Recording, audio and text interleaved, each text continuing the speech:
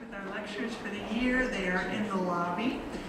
Please help yourself. They're also in our annual report. You can clip it right on out, stick it on the fridge, and add them to your calendar. So our next talk is going to be November 13th, 5 p.m. here at the library with Rick Loving, and he's going to talk about the history of Lynchburg's nuclear industry and BWXT. So I think it's going to be very fascinating. So I hope you'll join us for that one. And you'll notice tonight that we have a slightly different setup. So George Dawson is going to be speaking with us momentarily, and he's going to actually be delivering a lecture. So it's not going to be a PowerPoint. We do have the screen down just so that there's sort of no distraction with the background. But it will be recorded and will be available also on our YouTube channel. You can get to our YouTube channel just by going to our website at www.jmlibrary.org. We have a link there on our programs and events page to our social media and our YouTube channel. So you can catch the lectures there. If you happen to miss one for whatever reason, just check there about a month or so afterwards. And it is now my pleasure to introduce our speaker tonight. George and Rosemary Dawson moved to Lynchburg in 1980 with their one-year-old son, Nick, when George was hired as the executive director of Virginia Baptist Hospital. Over the next 7 years, he led VBH through a major construction program, the development of cardiac catheterization, and surgery programs, and the expansion of pediatric and obstetrical services. When Virginia Baptist and Lynchburg General merged in 1987, the newly merged board selected him as the first president and CEO of the Centra Health system, a position he held for 24 years until his retirement in 2012. At his retirement, Centra employed over 6,000 employees, had a medical staff of 400 physicians, and I've been told that some of you are in the room, and generated annual net revenues of approximately $650 million and included 4 hospitals, 3 nursing homes, a retirement community, a health insurance company, and various outpatient facilities. George was born in Charlottesville, and he grew up in Great Falls, Virginia, where he met his wife in the 3rd grade. He holds a BS from Wolford College, Spartanburg, South Carolina, and a master's degree of hospital administration from the Medical College of Virginia, which is now known as VCU, in Richmond. He served as an officer in the U.S. Army Medical Service Corps for 4 years, obtaining the rank of captain. Since his retirement, George has served on various community boards, established a career as an artist, preserved and sold a 120-year-old home on Rivermont Avenue, and led major capital campaigns for the Lynchburg Humane Society and the Academy Center of the Arts. His awards and honors include a first-place prize in the 1960 Fairfax County Fair with his heifer, Nora, the U.S. Army Bronze Star for service in Vietnam, academic honors from the Medical College of Virginia, the George Taylor Stewart III Award for Civic and Cultural Betterment by the Lynchburg Chamber of Commerce, and the Katie Baden Award for Best Watercolor and Show at the Lynchburg Art Festival. Without further ado, welcome George Dawson. Thank you.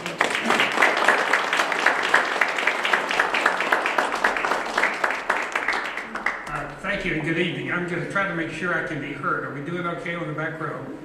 If I start mumbling or you can't hear me, raise your hand and I'll continue to mumble, but I'll try to do better. Let's start our story here. It's a wintry day in early 1988, and things were coming to a head in a meeting room at the Federal Trade Commission in Washington, D.C. The FTC attorney looked across the table at Ken White and his colleague Joe Sims and said, quote, "Let me make sure I get this straight. You guys are saying we should ignore this hospital monopoly your clients have created in Lynchburg. Because it's a lot better than the per se violation of the Sherman Antitrust Act that they were engaged in before they merged. Have I got that right? This talk tonight, this paper is about the forces, events, and people that caused Centra to be created by the merger of Lynchburg General and Virginia Baptist on January 1st of 1987. It's a biased version of a cautionary tale. It's research from the board minutes of Lynchburg General Hospital, Virginia Baptist Hospital, and Central, but told from the perspective of one of the participants. I think it's a story worth telling. How were decisions made about important community assets? Who had a seat at the table? What were the forces at play? And most importantly, what can we learn from the past to help us negotiate some of the hard questions that we will face in the future? Before I go on, let me say a couple of things as caveats. The opinions tonight and the views and memories are my own. They're nobody else's. I'm not on the board of Centra Health, any Centra affiliates.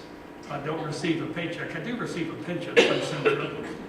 I am not on the board of any other currently healthcare organizations in our community. I am a patient. I'm an advocate for our community, and I appreciate so many of my good friends who have leadership positions at Centra and elsewhere in our community and work hard in those regards. Well, before I go on with the story, let me set a little bit of a national stage as context. First of all, this word per se. It's a great restaurant in New York City. If anybody ever been to Per Se, it's a sister restaurant to the French Laundry, and it's wonderful. But that's not what this paper is about. Webster defines as an adjective the term per se, meaning as being such inherently, clearly, or intrinsically, or as a matter of law, as a per se conflict of interest, something that speaks and is obvious in and of itself. In 1890, the U.S. Congress passed the first federal antitrust laws, the Sherman Act, and named for its principal author, Senator John Sherman of Ohio. The Sherman Act, together with the 1914 Federal Trade Commission Act, which created the Federal Trade Commission, and the Clayton Act, are the three core federal antitrust laws that are still in effect today. For the past 120 years, these laws have been applied with various success to industry throughout the United States, applied with the belief that fair and free trade and competitive markets will best serve the public interest in the long run. Long ago, the Supreme Court decided that the Sherman Act does not prohibit every restraint of trade, only those that are unreasonable. On the other hand, certain acts are considered so harmful to competition that they are almost always illegal. These include arrangements among or between competing individuals, businesses, or corporate entities that were designed to fix prices, divide markets, or rig bids. These are defined as the, quote, per se violations of the Sherman Antitrust Act. In other words, no defense or justification is legally allowed. Now, this reliance on Adam Smith's free hand, economic free market invisible hand has been less than universally accepted. And that's especially true in healthcare.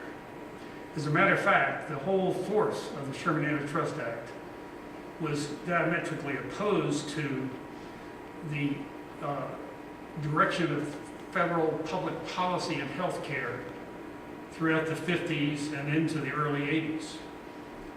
During that time, healthcare planning formed the major theme of American federal policy toward healthcare. Health planning was seen by its advocates as a movement primarily aimed to make widely available coordinated healthcare facilities and services, especially hospitals, to make them more efficient, more price effective, and to serve all people without unnecessary duplication. The Holbert Act in the 50s started funding small rural hospitals. President Johnson's Comprehensive Health Planning and Public Health Act in 1996 had the goal of the highest possible health care for all people. Pretty lofty goal, wouldn't you say? And was based on the concept of health planning. As health care costs increased, access inequities prevailed, states increasingly adopted the certificate of need requirements, which said that the state would have to give approval before certain expensive technologies could be added to healthcare systems, or before new hospital facilities could be built and opened. And then in 1975, Public Law 93-641 was passed, which federalized this whole concept of health planning and created this. Meanwhile, things like CT scanners, the growth of investor-owned hospitals, the rise of public and private health insurance plans all fueled expansive health care for those with access of insurance, but not for everybody. Lack of access, poor quality, segregated facilities, structural inequities, these all remained then, and I would say today. Through the 1950s and into the 70s, physicians also experienced a changing world of healthcare. The nonprofit community hospital that had first been created as a more or less, quote, workshop for doctors was undergoing change. Boards and hospital administrators gained authority and responsibility.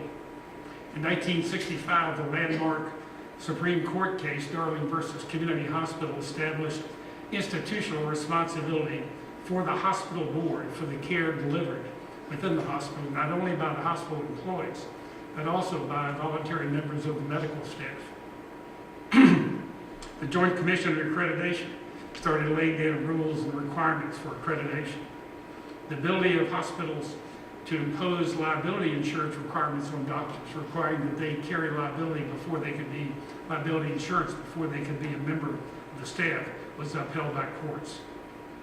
And increasingly, hospital-based staffing physician relationships were negotiated, including sometimes exclusive contracts for certain specialists, such as radiologists and pathologists.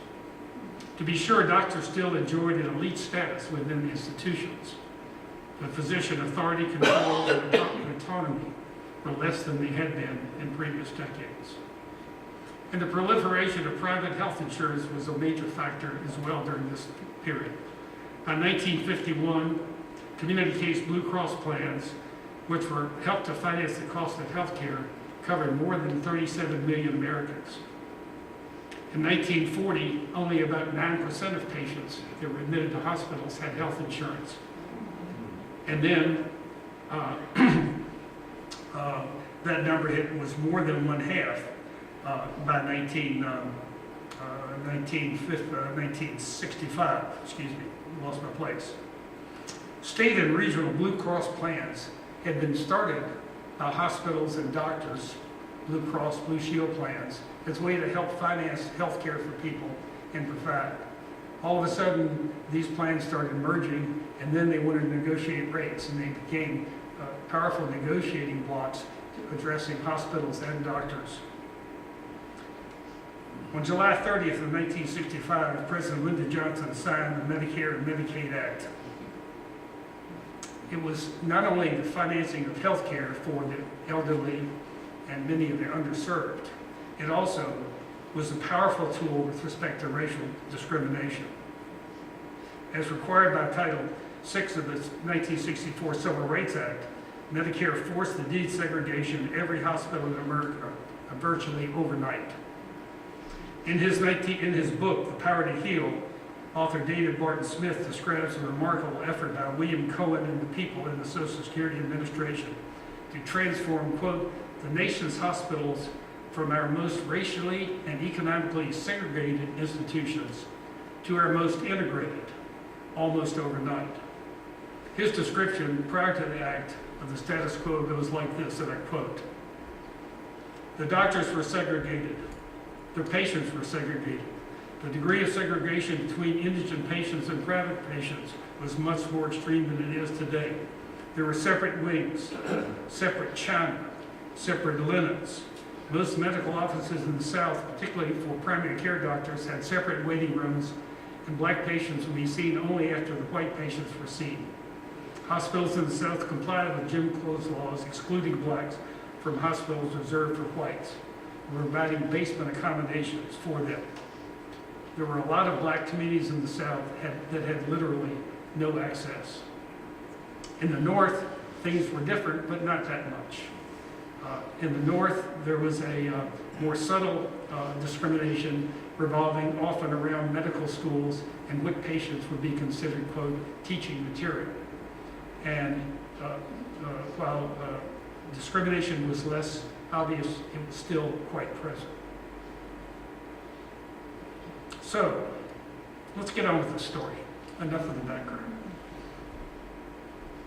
There's no obvious place for me to start.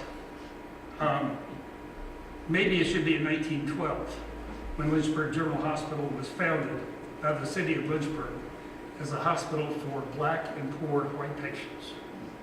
Or maybe it should be in 1886, when the Masons established the Marshall Lodge Retreat and Home in a wealthy Gray Street neighborhood. Or perhaps in 1922, when the Baptist General Association of Virginia picked Lynchburg as the site for the Virginia Baptist Hospital. Or perhaps in 1893, when 17 Lynchburg physicians met to form a medical society that would become the Lynchburg Academy of Medicine that we know today. But time is limited, the evening's short, I've already talked too long, so let's start on January 1st of 1970. Lynchburg General had grown and prospered since its humble beginning in 1912. After several additions to the original site at Hollis Mill and Federal Street, Lynchburg General began to attract private patients as well as the poor, and thus became an economic threat to other institutions in town.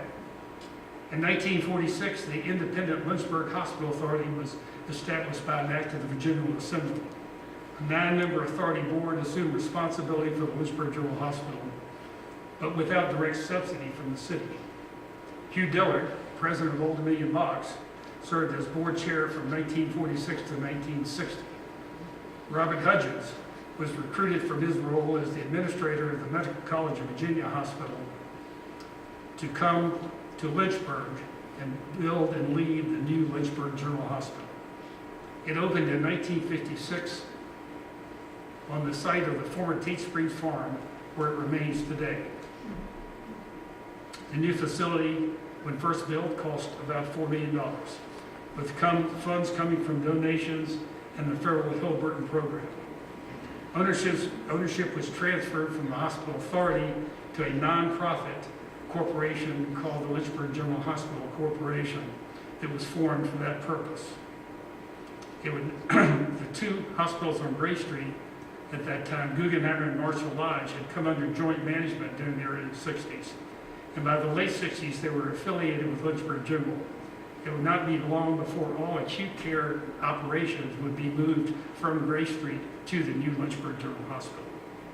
With a new modern facility and control of 3 of the 4 hospitals in Lynchburg, LGH entered the 1970s in a strong position under the leadership of Ray Hogan. Mr. Hogan had been hired in 1957 to replace Huggins, who returned to head the hospital administration master's degree program at the medical college. He did. As a matter of fact, that's where I got my master's. So Virginia Baptist Hospital also entered the 1970s in a good place. The VBH was opened in 1924 under the auspices of the Baptist General Association of Virginia.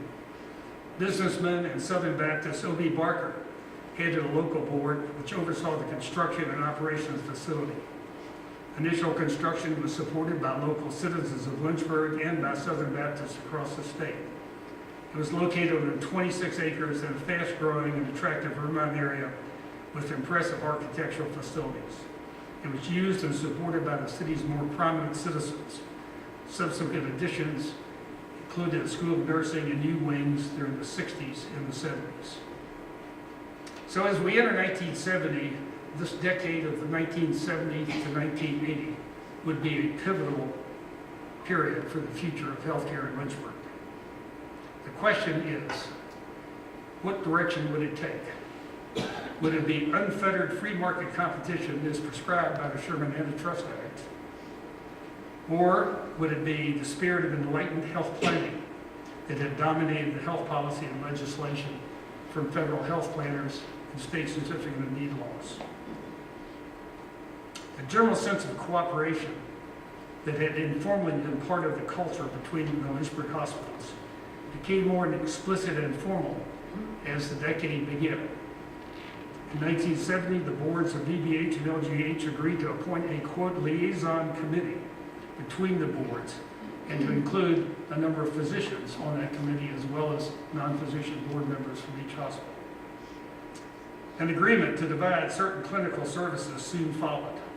Obstetric and pediatric care would be at Baptist, emergency services at Lynchburg General, cobalt therapy at Lynchburg General, neonatal intensive care at VBH.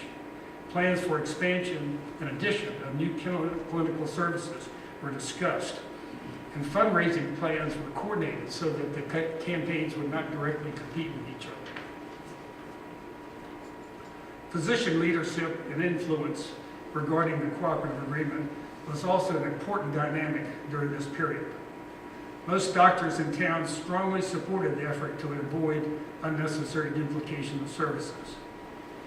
In the mid-1970s, the creation of the, quote, joint medical staff, one organized physician staff that would serve both hospitals, unified this cooperative spirit and influence within the physician community. Doctors recognized the need for enough critical mass to support advanced treatments, modalities, and facilities, that unless we had the advanced critical care units, intensive care units, equipment, it would be hard to recruit new doctors to town, especially specialists who relied on such facilities. Doctors also had a certain degree of clearly defined self-interest in this agreement. Most doctors did not want to cover two call rosters in two different emergency departments and double a number of nights they would be on call. Rounding at two hospitals hurt productivity. Upsetting the status quo would also threaten some of the physicians who, in their specialties, had support single contracts with the hospitals to support in services such as radiology and pathology and anesthesia. As the decade progressed, strategic positioning by each hospital and the effect on finances became a factor. The emergency department, with full-time physician staffing, developed as a key driver for the success at Lynchburg General. And it was a key differentiator for related services that required that level of care, like orthopedics and intensive care. Many surgeons preferred scheduling elective surgery at LGH, where they're also doing emergency services so that their day could move more efficiently and productively, and so that they would be on hand to care for patients who were under their care more readily. And many physicians had loyalties to one hospital or the other, although most had membership, well, they had membership on the joint staff, and most actually did care for patients at both facilities. In 1976, as we moved into the middle of the decade, a proposal for a long-range strategic study by both hospitals was put on the table by Virginia Baptist, and it was rejected by Lynchburg General, which was about to initiate its own expansion project and fundraising drive, both of which began shortly after the proposal for a joint study was on the table. A VBH plan to provide in-house physician coverage for the outpatient department at Virginia Baptist was seen as a ploy, an attempt to create a de facto emergency department, and met with significant physician resistance. And then during the mid-1970s, Virginia Baptist Hospital made what I believe were several important strategic blunders or mistakes. A poorly conceived addition was added to be a, quote, self-care facility that's now known as the English Building. Most commercial insurance plans would not cover fees for such a facility, and by the time it was finished, the clear trend was toward more outpatient care, not more inpatient care. An agreement to lease space to a private developer for the construction of a medical office building was also proved to be problematic and time-consuming. Meanwhile, other more urgently necessary facility needs were not acted on or were delayed. These included pressing fire, safety, and security measures, mostly related to the old wooden construction of the original Baptist buildings. It also related to seriously outdated surgical facilities. Cash flow became a problem at VBH, and there was a number of snafus with respect to patient billing and timely collection of bills, which added to the cash flow issues. The Virginia Baptist Hospital executive team had a director of finance, but no CPA or other advanced financial executive was on the team at that time. As things begin to happen as key members of the Virginia Baptist Board stepped up to increase their involvement. And I'd like to call out just a few. They're not here tonight, I don't believe, but you'll recognize the names. Sam Cardwell, president at the time of United Virginia Bank, would become board chairman. Attorney Buster Baldwin would serve as vice chairman. Bill Chambers, who was president of Bill Chambers, who was president of CB Fleet, would personally supervise finance and budget. Education and community leader Roselle Schul was among the leaders, as was Louis Good, who was a banker and instrumental in fundraising for the hospital. With financial performance improving, as these board members stepped up and took stronger steps, Virginia Baptist in March of '79 approved an ambitious plan for expansion, authorizing architectural plans and a certificate of public need application for a $15 million construction program, a bond issue to finance the whole thing, and a fundraising campaign to help. As the decade closed, Charlie Elliott, the 27-year veteran CEO, announced his early retirement, and the Virginia Baptist Board met to consider its options. There was a very serious proposal to sign a management contract with an investor-owned hospital company to come in and run the hospital. But it failed to have the majority vote it needed at the critical meeting. And the board decided to take one more chance to hire a professional recruiting firm to look for a CEO to be hired. The decade had begun with Lynchburg General Board, quote from the minutes, with the Lynchburg General Board stating its belief in the philosophy of cooperation and, quote, perfectly willing to commit itself to working actively to achieve such cooperation. It ended with increasing tension as the gap widened between the two hospitals, and Virginia Baptist's future was anything but clear. Rosemary and I moved here in April of 1980 as that decade closed and as the next decade opened. The selection process had been rigorous for us as was said earlier. I was 34 at the time. I had been working for about 5 or 6 years after my graduate degree at hospitals in North Carolina, and then for 5 years at a large hospital in Tennessee. I had finished my master's degree at Medical College of Virginia. Before that, I had served in the Army Medical Service Corps as a military hospital administrator for 4.5 years. We thought we knew what we were getting into. We were 34. My first interview involved meeting with the 5 members of the selection team, the selection committee individually. They were individually interviewing each candidate as they came to town, and I spent about an hour to an hour and a half with each one. Sam Cardwell, Roselle Schul, Buster Baldwin, Bill Chambers, and Dr. Charles Sackett. We had 2 additional trips after that followed before I was off the job and accepted. What I learned quickly is there were multiple priorities for Virginia Baptist, and most of them were intertwined. I'm going to go quickly to name a few. Finances improved over the past 18 months, but were far from stable. Cash flow was very tight, and in fact, one key medical surgical supplier required us to meet his truck on our loading dock with a cashier's check in hand to pay for deliveries.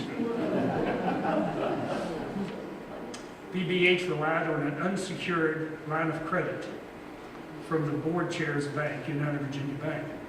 Try getting that one past bank examiners today. The hospital was operating under a temporary provisional license from the state of Virginia because of all the fire safety code violations that we had talked about. The Baptist Hospital's surgical operating rooms and labor and delivery facilities were seriously inadequate.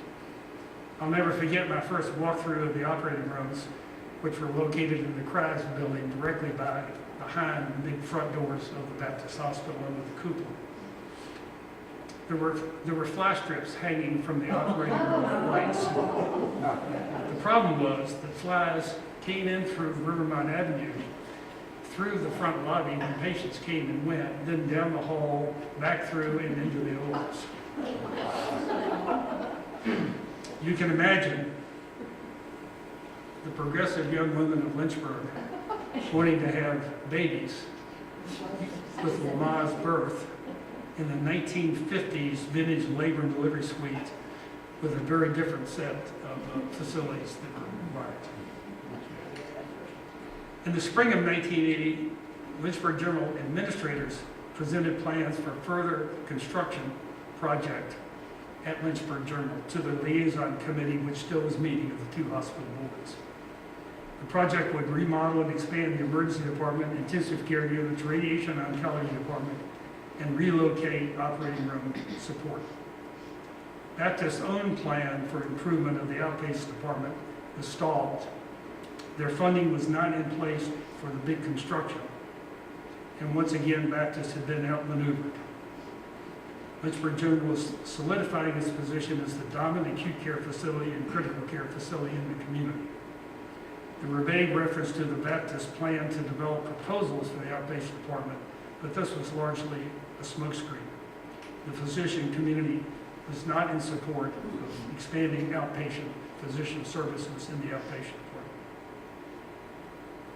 On September 1st of 1980, finally, a $22 million bond issue was successfully completed. A group of us went to New York. We had underwriters from New York and from Virginia underwriting those bonds, and we had a successful sale relying on the Baptist name and the Virginia Baptist name and our strength of our position. Work began immediately. Virginia Baptist was closing the gap. From the time we started Baptist, my team and I regarded our counterparts as Lynchburg General as competitors. In reality, the quote cooperative relationship that we all talked about so much had a lot more to do with non-duplication of certain advanced facilities than it did any really spirit of working together. There was little interest in coordinating provision of care, of sharing joint ventures, of splitting the cost of support services. None of that, nor was there any real trust between the administrative staffs. Mr. Hogan, many years my senior, was a competitive, dominating, successful person. We, me, Tom Jividan, who had been my first hire, and others were the new kids on the block. This personality of Mr. Hogan's undoubtedly helped him accomplish so much over many years, and maybe no other person now they could have taken that Lynchburg General, that black, poor white hospital up to the prominence that it enjoyed at that time. But it always seemed present to me. I'll digress for a moment or two. There were a couple of really good stories. The best one happened just before I got here, and I missed it. I would love to see the reenactment. It's a story about the notorious softball game between Lynchburg General Hospital and Virginia Baptist Hospital staffs. It was promoted to build camaraderie between the two organizations. It was supposed to be a fun event. Chaplains from each hospital, the chaplains, were deputized to be the umpires. The game ended in an uproar with both teams walking off the field after a disputed call about one of the chaplains. Or who can forget the legendary incidents of inaccurate line calls by Mr. Hogan during the Inter-Hospital Tennis League.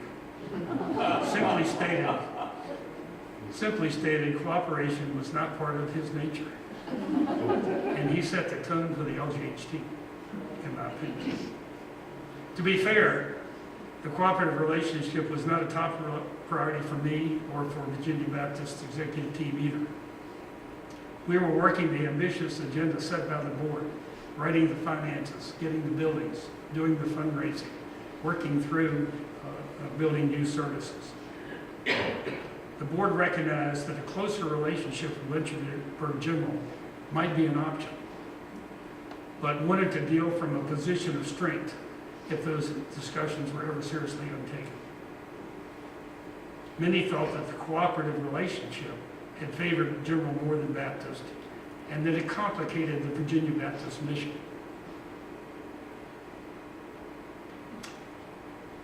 Let me then jump quickly to a very strange thing that happened.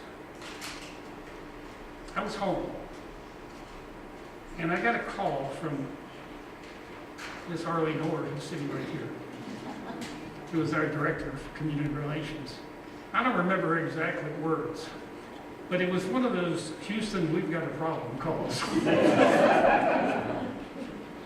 In the fall of 1980, Carol DeFord, a nurse in the operating room, the ICU at Virginia Baptist Hospital, blew the whistle on the abortion issue at Virginia Baptist Hospital. She blew it in a letter to the editor of the Religious Herald, which is the newspaper publication of the Baptist General Association of Virginia. She reported on the continuing performance of abortions at Virginia Baptist, basing her report on her daily tabulations she'd been keeping for a number of months as she looked at the surgical wall each day. This brought to a head a controversy that had been brewing over the hospital's abortion policy and its whole relationship with the Baptist General Association of Virginia. In the association's 1978 annual meeting, a couple of years before I got there, the hospital was singled out for a floor vote. The floor consisted of 2,000 or 3,000 delegates. A floor vote in motion, which recommended that the Baptist hospital adopt a policy restricting any abortions. The Virginia Baptist Hospital Board received that recommendation from its administration and subsequently did pass such a policy to go into effect upon approval of the OB/GYN medical staff. The administration reported back to the Baptists that the policy had been approved. When the doctors objected, the matter was simply dropped, apparently in the hope that it would go away. Carol DeFord's letter was living proof that didn't happen. It was a hotly debated topic locally among Southern Baptists and statewide for the next 4 years, taking a lot of time, effort, and energy. The hospital board and obstetricians agreed pretty quickly on a policy that significantly impacted the number of abortions and met the approval of most of the members of the state Baptist denomination. But the matter had planted a seed that eventually led to the separation of the relationship between Virginia Baptist Hospital and the Baptist General Association of Virginia. Now, the VBH charter and articles of incorporation required at the time that 80% of the hospital's board be Southern Baptist, and the election of all board members had to be approved. The election of all board members had to be individually approved by the State Baptist Association. In effect, any merger or restructuring of Virginia Baptist Hospital was and would be subject to control by the State Baptist General Association through a provision in the Articles of Incorporation. This was a time of serious division within the Southern Baptist denomination. Conservatives were gaining power and taking control of colleges, universities, and other institutions around the country. More moderate Baptists opposed this. There was a serious conflict and a serious question it was heightened when the State Baptist organization started not approving certain board members that were nominated instead, adding their name and substituting their members. Discussions, hearings, and the like stretched over the next 4 years. And interestingly, to the larger theme of the story, a strange and de facto coalition emerged that was to have a profound impact on the actual merger. The most conservative elements of the State Baptist organization wanted to end the relationship completely and wanted the Baptist name gone from the hospital. The majority of the denomination were very comfortable with the new abortion policy, but they felt the hospital was essentially a local Lynchburg regional entity, not a statewide entity. Our strongest supporters wanted to protect the hospital from the conservative right-wing elements, and so they were looking for a safe haven. In the end, these three different groups came together on a floor vote that gave a majority to pass a resolution which changed the relationship and led to the Baptist board being self-determining in its own board selection, its own merger, and owning its own assets. Had it not been for the abortion issue, this may have happened, but frankly, it may never have happened. So it's an interesting piece of history. And I got to keep moving because my wife's looking at her watch already. So in the 1981 to 85 4-year period, I just want to highlight a couple of things that were important, because as we move back to the story, which way is it going to go? Those 3 or 4 years were an important stress test for the whole question, especially for the cooperative approach. Looking at the minute books of both hospitals is quite interesting. You see both hospitals taking aggressive strategic steps to open new programs, new facilities, and new plans. So Lynchburg General, the Alta Vista Medical Center, Virginia Baptist, Med Choice, and Timberlake, the Urgent Care Center, Courts Athletic Club, Pathways Treatment Center for Baptist, and a commercial laundry for Lynchburg General, and then a plan to purchase the villa property to open a retirement community on Rivermine Alley. Virginia Baptist formed a strategic planning committee of its board and engaged a consulting firm to help develop a strategic plan moving forward. Lynchburg General introduced to its board a corporate restructure, which would effectively split the Lynchburg General board into multi-different companies with a smaller, tighter board having ultimate say, consisting of 13 members. And then there were 2 areas of significant professional service development that I think were pivotal in shaping the direction of this merger that happened. Broadly, one of those dealt with psychiatric care. Baptist had always had a psych unit, but we brought in expertise and leadership to make that a much more robust service line. Ultimately, at the end of the day, we were faced with a significant need battle with Hospital Corporation of America that was trying to build a psych hospital here. We're able to overcome that, open up new services. At the end of the day, including the Baptist psych units included inpatient units for adults, but also for kids, Pathways Substance Abuse Center for adults, the Bridges Residential Center for children, Rivermont School, which was a daytime outpatient school education program for behaviorally challenged kids, which operated not only here but in 12 or 14 other communities across the entire state, and the Piedmont Psych Group. During that period, another key thing happened. A second new service line that was developed was for cardiac care at Baptist. An 8-member task force was headed by Dr. Charles Sackett. A plan was developed to seek approval of opening a cardiac cath lab at Baptist in some space that was in the recently constructed Carter building. And we identified a skilled young fellow on the UVA cath lab team. His name is Thomas Nygaard, and Dr. Nygaard was approached to ask him to consider coming, but to also plan our lab. We would like it planned just like he would like it. And so he actually helped us design and plan that lab and deal with the vendors. Ultimately, certificate of need approval was granted. Dr. Nygaard was named director of the cath lab. He recruited several partners after his first year to assist him. And then a couple of years later, then we added cardiac surgeon services, and Dr. David France was recruited to head up those programs. So by the time we were talking later about that merger, Baptist all of a sudden clinically had gotten stronger and was in a more equal negotiating position in that respect. During all this growth and activity, the involvement of the liaison committee of the two boards was infrequent, and many felt uneven. The medical staff was particularly concerned about this.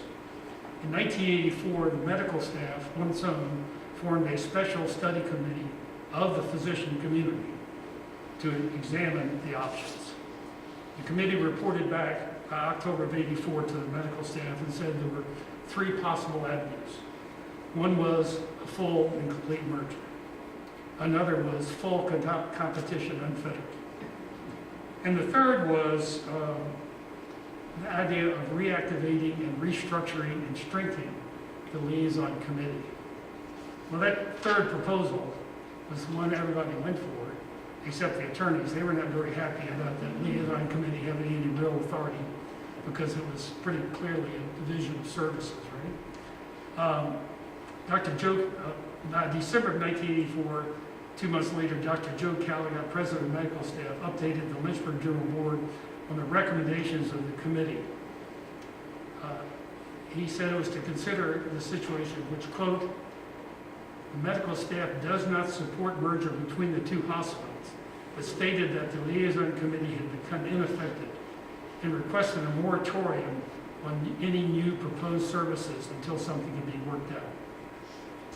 Reading the minutes, Chairman Franklin Mulmore reported later to the Lynchburg Journal Board on the matter. In that meeting, he chided George Dawson as slow to respond to Hogan's proposal and stated that the Lynchburg Journal Board had previously set a December 31, '84 date as a final date for a report on the merger. The minutes ended by Mr. Mulmore stating, quote, the merger is no longer considered a viable alternative, end quote. A month later, the Baptist Board met and approved the Medical Staff Liaison Committee guidelines, the new proposed guidelines. Mr. Baldwin noted that the task force had been approved. The new guidelines call for regularly scheduled meetings, a three-party format including both hospitals, administrators, and more medical staff members, and the chair would be from the medical staff rather than from one of the boards. The review of the board minutes suggests that any hope of these new guidelines had being effective were short-lived. The Lynchburg Journal Board in April reported, quote, business as usual. Dr. William Barney also noted that, quote, some feel we will end up at one extreme or the other, either a pure separation, including separate medical staffs, or a merger, end quote. In April of '85, when the Baptist Board met later, Chairman Jim Candler referred to the history of cooperation between the hospitals and asked for looking at issues from a community perspective, expressing his disappointment and noting that the last meeting of the liaison committee had been, quote, a real setback. Dr. George Hurst questioned the liaison committee's future, stating, and I quote, it's not dead, but definitely in the ICU, end quote. So then, interestingly, a year after it had said the medical staff had voted to not support a merger, in June of 1985, the joint medical staff stepped into the gap.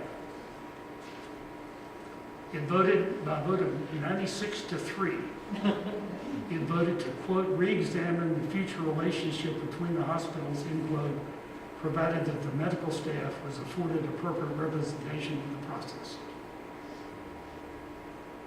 So finally, the turning point occurred somewhere during the summer of 1985. Exactly when and where and how remains a mystery to me. And I'm sure that's not very satisfying for you. Some thoughts. Number one, clearly the physician opinion had been a major driver. The overwhelming majority vote by the medical staff to a merger set the stage. And without a vote like that, it never would have happened. Two, there were undocumented reports and rumors of a pivotal discussion between the two board chairs, Frank Mumall and Jim Camper. The story I've heard is that informal but significant meeting occurred in one of the others, in the automobile of one of the others. And they had been together at a funeral for a very close mutual friend.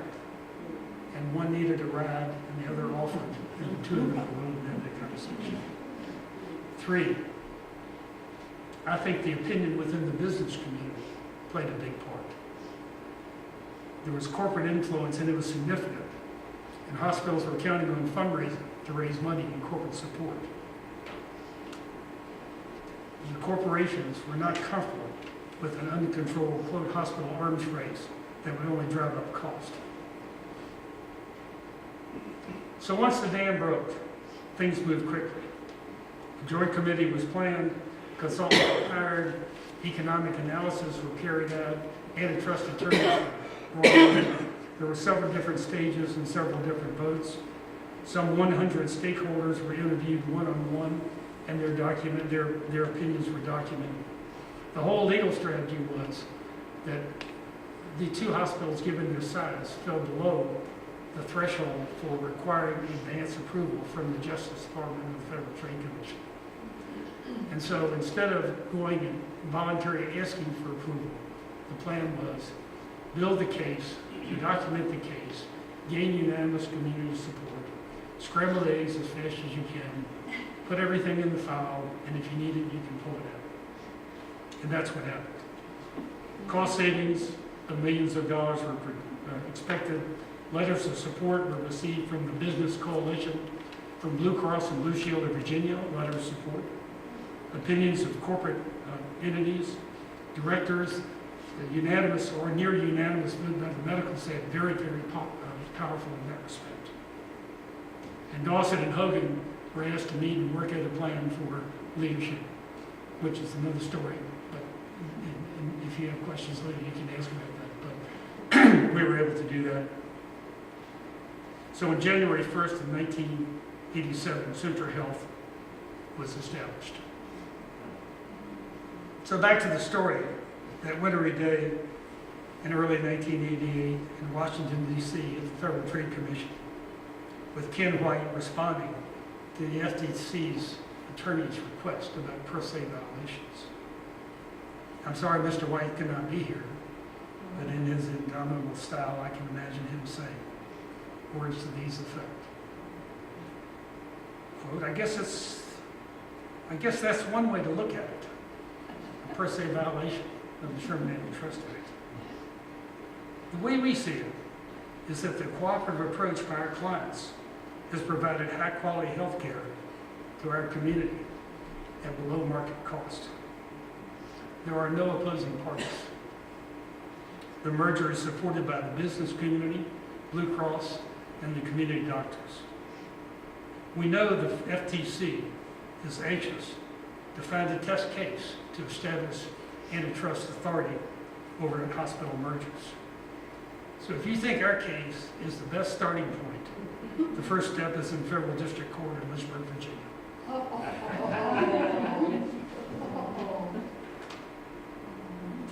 A year later, or so, March 28th of 1988, Ken White informed the Central Board that the FTC had closed the file on the merger and examining the merger. And note that, quote, it may reopen in the future, but our attorney, Joe Sims, our antitrust attorney, doesn't think it's going to. About 2 months later, on May 27, 1988, the Department of Justice took a new step in the 98-year history of the federal antitrust enforcement. the department challenged the consolidations of nonprofit charitable hospitals and brought injunctions designed to stop proposed mergers in two healthcare systems in the United States. One, Roanoke, Virginia, Preceding Health. The other, Rockford, Illinois. Rockford lost their case. Preceding won theirs. July 18th of 2022, there was a headline that caught my attention. It talked about the Biden administration's plan to aggressively oppose mergers between hospital systems that were anti-competitive and would enjoy near monopoly pricing power. Biden ordered the FTC and other federal agencies to promote market cooperation, market competition in healthcare. Hospital mergers and acquisitions had left the 10 largest healthcare systems in the United States in control of a quarter of the market and led to the closure of hospitals in rural and other underserved areas. The FTC gladly took up the hunt. So writing this paper, in closing, has been a trip down memory lane. There's 3 or 4 points I want to make quickly, and then I'll open the floor for questions.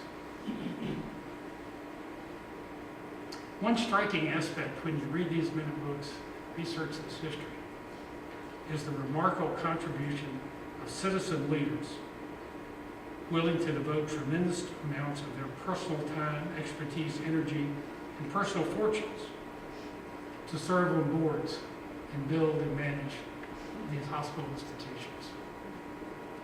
The institutions, the organizations that serve us today still depend on that civic spirit. I'm especially struck by the significant responsibility that goes with being on the board of Centra Health today. Secondly, I've reflected on not only whose opinions counted, but whose didn't seem to count and weren't asked. 2 groups jump out to me right away. One of these were the staff employees of both institutions.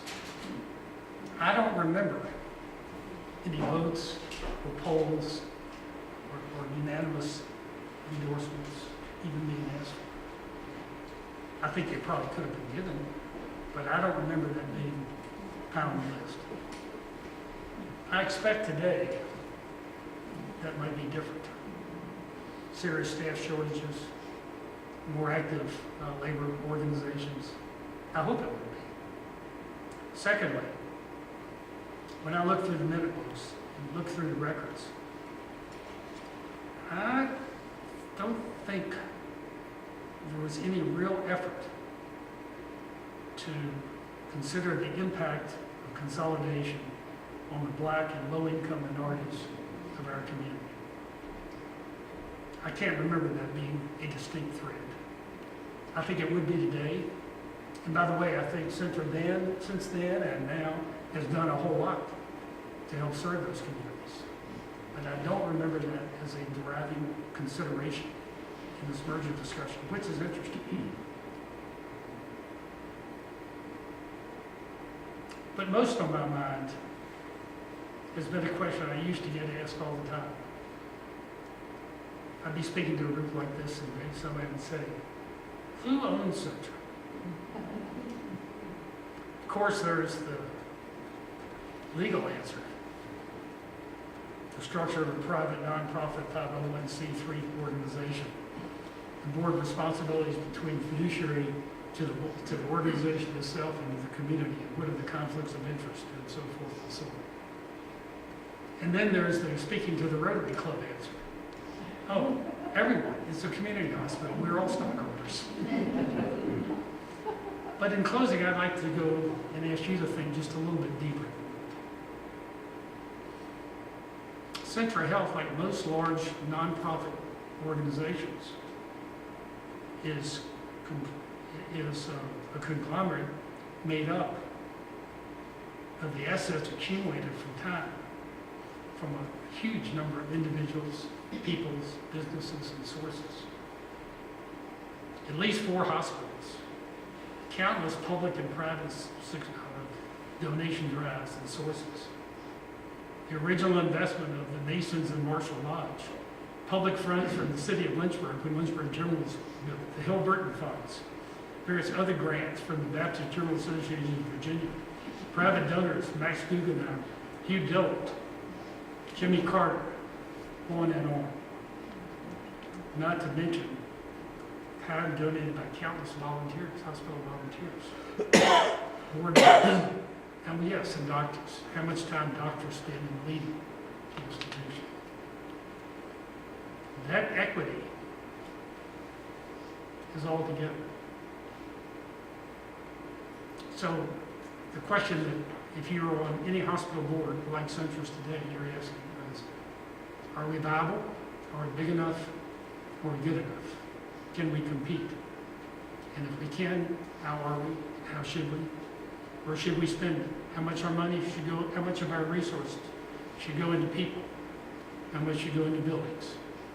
How much should go into pension plans? How much should go into starting new services? What services can we no longer bring enough specialists to, so therefore we should partner with other centers? Or should we sell out, like the hospital in Danville did, to a for-profit life point, and take the money and create some community foundation that we get to pass the money to others? Or should we take the approach that Martha Jefferson in Charlottesville did, and merge with another big nonprofit chain called Centra Health? So you've got the Centra Martha Jefferson and the strength of all those other hospitals. And by the way, you have most of the decisions being made over in Norfolk, not in Charleston. Interesting question. We can look at other industries. I'm reminded of banking. So the question you should be asking yourself is, not only what are those questions, but how are they being answered? And how will they be answered in the future? And who are the key players? That's why I think hospital board leadership responsibilities are so great. I think there are wonderful people on the board, and I've got a great sense of gratitude to people like Tom Niagara, who's chairman of that board, and spends, I know, most of his waking hours thinking about the future of Centra. But I also think it's fair to ask about leadership. Are your top executives deeply rooted and deeply sensitive to our community? Or are they working from home? How long are they here? If they turn over every year, or 2 or 3, what does that mean? How do they engage with our community, and how will they? I have a lot of respect for Richard Tugman, by the way.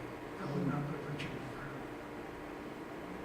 So, I've left you, I hope, with some questions. I left you some memories. Maybe something will keep you up tonight. That'd be good. If you're like me, you probably wake up 3 or 4 times every night anyway. But I thank you for your time. And I'll finish this with this thought. We have a wonderful resource in our community. That resource is central, but it's really the people who make up that system.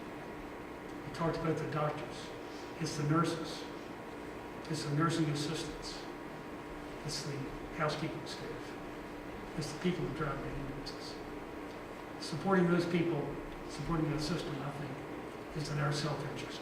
Thank you very much.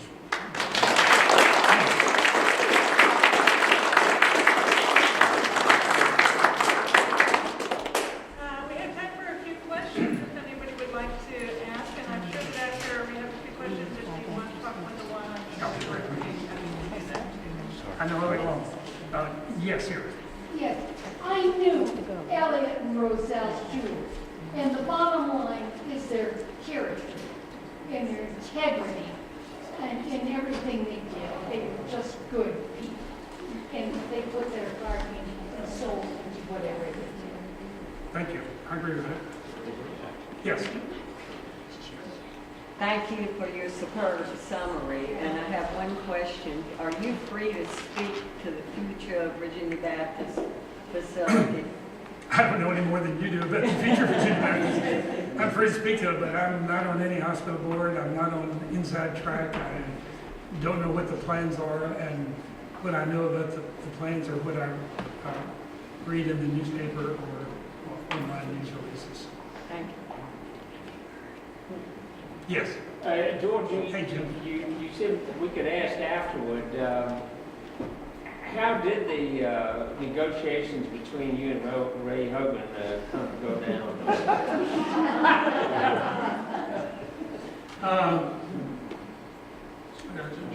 Jim Kaler and Frank Mumar, respective board chairs, asked us to meet for over a 30-day period and bring back a plan that we both could agree to. And we decided that we would meet weekly, and we picked an off-site location with that little back upstairs room at Oakwood Country Club, because Ray and I both were members of Oakwood, and it was a neutral spot.